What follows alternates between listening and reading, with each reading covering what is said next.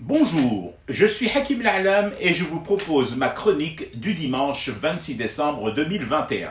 Elle s'intitule « Changer d'épicier pour rester en vie ». Je vais pour entrer chez mon épicier de quartier, comme tous les matins ou presque. Je m'arrête pile poil sur le seuil de l'échoppe. Et là, les choses s'inversent. Je porte mon masque, lui, pas. Il me fait un large sourire fendu d'une oreille à l'autre et d'une voix avenante me lance « Hakim, marhaba bik, entre voyons, tu es chez toi ici !» Toujours du seuil réglementaire de son magasin, côté extérieur, je lui fais remarquer poliment que même chez moi, je porte une protection sur la bouche. Là, il en rajoute une couche dans le mielleux. Mais c'est rien, Hakim. Même l'Omicron, il a eu peur de nous, les Algériens. C'est là que ma main et mon corps, en pilotage automatique, ont opéré une série de mouvements synchronisés. La main a dit au revoir mollement levé, le corps a pivoté et les pieds et les jambes, et accessoirement moi, avons quitté ce lieu pour une autre épicerie du quartier plus masquée.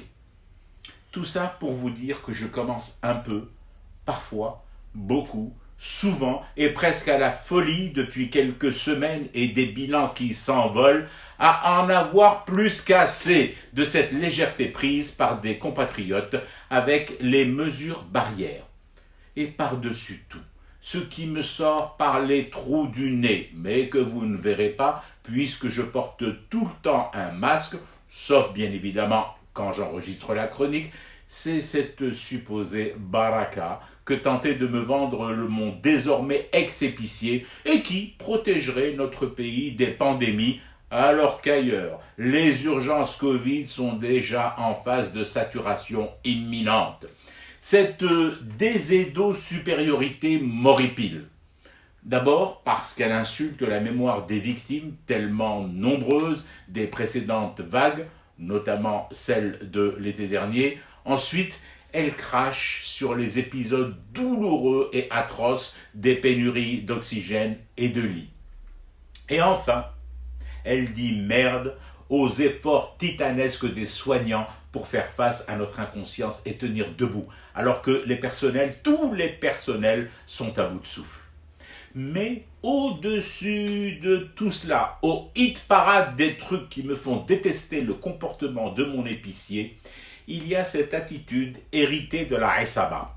Souvenez-vous de ce ministre médecin, diplômé d'une foire est-allemande, et qui, en pleine épidémie de H1N1, soutenait mordicus que l'Algérie ne risquait rien parce que les oiseaux migrateurs de malheur porteurs du virus ne survoleraient sûrement jamais notre territoire.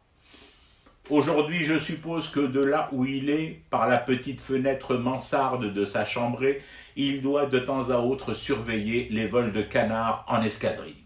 Non, sérieusement, faut arrêter avec cette théorie de la mahrousa, la gardée, la super protégée des mânes et de la bienveillance des ancêtres. Dans d'autres domaines, peut-être, en mythologie sûrement, mais en santé et en affolement des courbes de la mortalité dues aux variants qui, eux, ne connaissent aucune frontière, sûrement pas.